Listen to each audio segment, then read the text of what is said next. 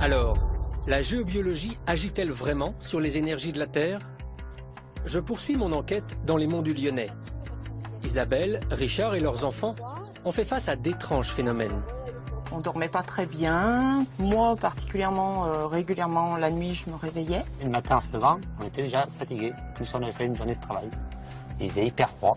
On avait beau chauffer, on n'avait jamais trouvé une chaleur normale. Il y avait toujours une espèce de courant d'air. Même parfois, on voyait bouger le rideau. On croyait que c'était une porte ou une fenêtre qui était ouverte, mais en fait, elles n'étaient pas ouvertes. On avait beau fermer les portes, ce courant d'air était toujours là. En intervenant chez Isabelle et Richard, Françoise a détecté de nombreux troubles émanant du sous-sol. Je regarde directement avec mon pendule sur un cadran et ça m'a donné comme résultat des cours d'eau. Il y en avait 3 qui se croisaient sous la maison. Des pompes énergétiques qu'on appelle en géobiologie des cheminées cosmotelluriques. Donc là, si vous mettez les mains, vous pouvez ressentir et en vous approchant avec le... Ah oui, en effet. Oui. Françoise leur fait ressentir l'emplacement des cheminées d'énergie que l'on appelle aussi vortex.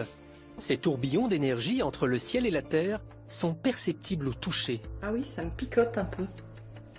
Donc, tout de suite après qu'elle est intervenue, 10 secondes après, plus de courant d'air. Maintenant, le rideau ne bouge plus, donc c'est pas du psychologique. On voit la différence. Depuis, je trouve que l'ambiance a changé. C'est une ambiance très reposante. Les jours qu'elle est intervenue, ça a complètement changé notre quotidien. Ouais, notre quotidien.